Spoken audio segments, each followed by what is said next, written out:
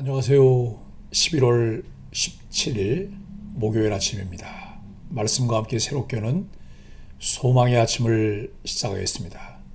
텔러스 월러드는 제자는 예수님이라면 어떻게 사셨을까를 고민해서 그 삶을 궁극적인 목표로 삼은 사람이다 라고 이야기합니다. 디모데전서 6장 17절로 21절까지 말씀을 본문으로 하여 하나님께 소망을 두고 선한 일에 힘쓰십시오 라고 하는 주제로 함께 은혜를 나누기를 원합니다.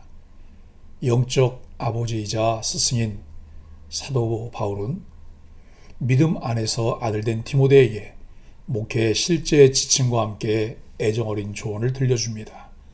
디모데전서를 통해 말과 행실, 사랑과 믿음에서 모든 믿는 자에게 본보기가 되는 리더가 그리스도의 좋은 일꾼임을 말씀합니다.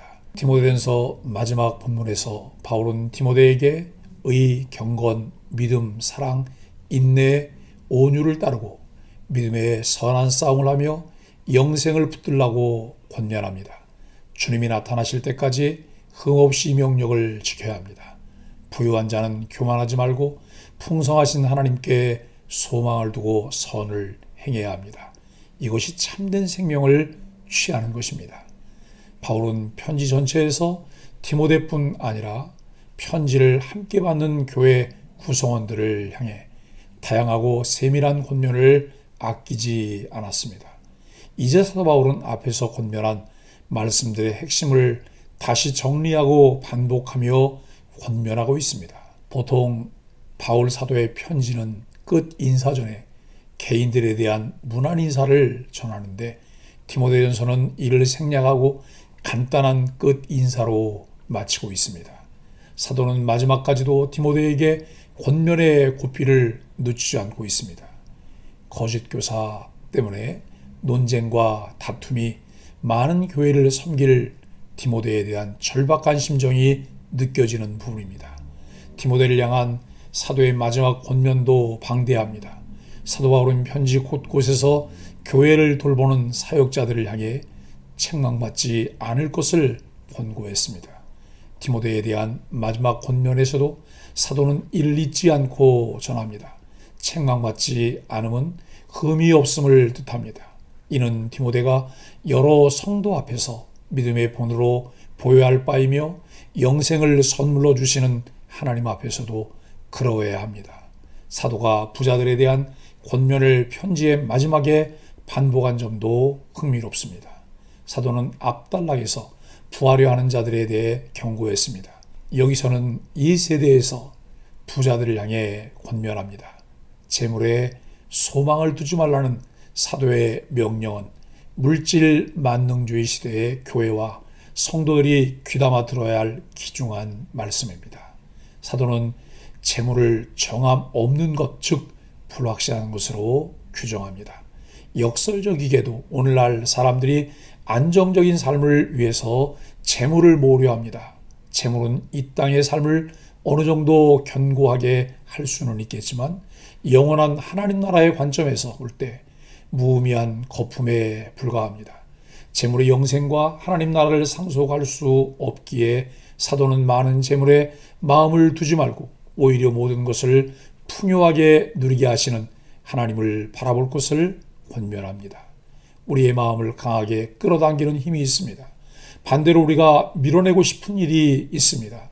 그런데 말씀을 살펴보면 우리가 원하고 당기는 것들은 우리를 파멸로 이끌고 우리가 꺼리는 것에는 소망과 구원이 있다고 합니다. 이 두 가지가 무엇인지 우리는 어떻게 우리의 소망이 되는 것으로 살아갈 수 있을지 함께 말씀을 살펴보겠습니다. 바울은 교만과 탐욕을 피하라고 강력히 권고한 다음 악한 욕망 대신 우리가 따라야 할 마음과 삶의 모습을 알려주고 있습니다. 바로 의와 경건과 믿음과 사랑과 인내와 온유입니다.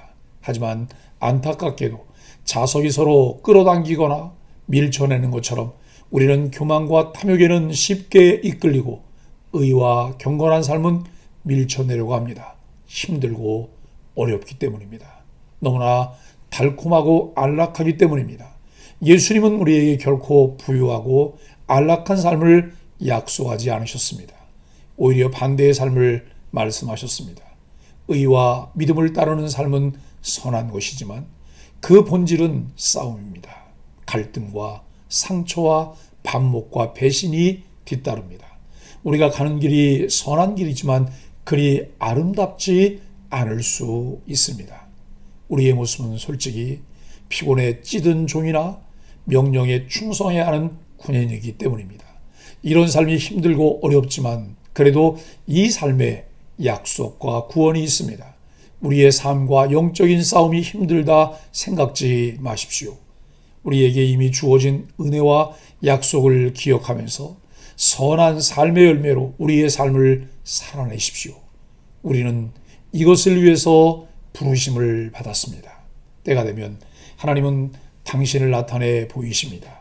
그때 모든 사람이 하나님이 주권자시며 왕이시며 주이심을 확인하게 됩니다. 그러기에 하나님을 붙잡아야 합니다. 하나님의 뜻을 따라 생명과 구원을 얻을 것인가, 탐욕에 이끌려 파멸할 수밖에 없는 길을 택할 것인가의 비교는 사실 생각할 필요조차 없는 비교입니다. 디모데는 목회자로서 할 일이 있었습니다. 부한 성도들에게 권고해 그들의 마음을 소유에 두지 말고 하나님께 두고 재물로 선한 사업을 하게 하는 일이었습니다. 불의한 재물을 가지고 영원한 생명을 얻는 길입니다. 하나님이 우리에게 재물을 주신 이유가 있습니다.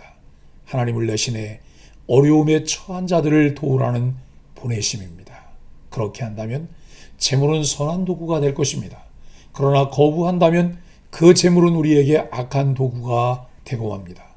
바울은 마지막까지 망령되고 헛된 지식에 사로잡힌 사람들에 대한 경고와 권면을 전합니다.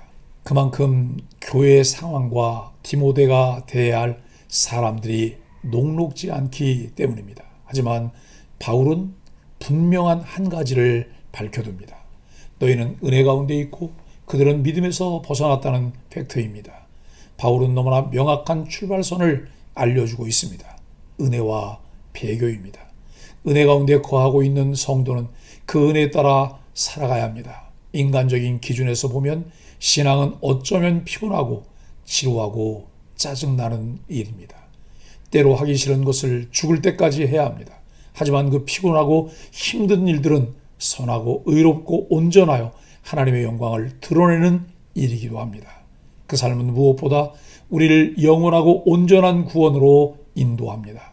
오늘도 믿음으로 그 길을 걸어가십시오. 사랑하는 소망의 가족 여러분, 바울은 디모데를 향해 너 하나님의 사람아 라고 부릅니다. 디모데만 하나님의 사람으로 부름받은 것이 아니라 우리 모두 하나님께서 구원회로 사명회로 부르신 하나님의 사람입니다. 그리고 세상 가운데 하나님의 사람으로 보내심을 받았습니다. 따라서 이제 세상의 가치를 따라 살지 말고 하나님이 바라시는 선을 추구하며 살아가야 합니다. 정함이 없는 재물에 소망을 두지 말고 후회해 주시는 하나님을 믿음으로 나누어 주는 자가 되어야 합니다. 정함이 없는 것은 불확실하다, 가변성이 있다, 신뢰할 만하지 못하다는 의미입니다. 이런 특징을 지닌 재물에 소망을 둔다면 우리 인생은 재물을 따라 가변성이 있고 신뢰하지 못할 인생이 될 수밖에 없습니다. 재물은 이 세상에서만 소용되는 것이기에 다가오는 시대의 생명 곧 영생을 취하기에 적절하지 못합니다. 성도는 영생을 주시며 또 모든 것을 후해 주시고 누리게 하시는 하나님께만 소망을 두어야 합니다. 일상을 정직하고 바르게 살아감으로써 예수 그리스도를 닮는 모습을 드러내야 합니다. 하나님의 은혜로 구원받아 하나님의 자녀가 되었고 하나님의 사람으로 세상에 보내심을 받은 소망의 지체 여러분, 이제 우리는 하나님께만 소망을 두고 선한 일에 힘쓰며 살아가게 되기를 바랍니다.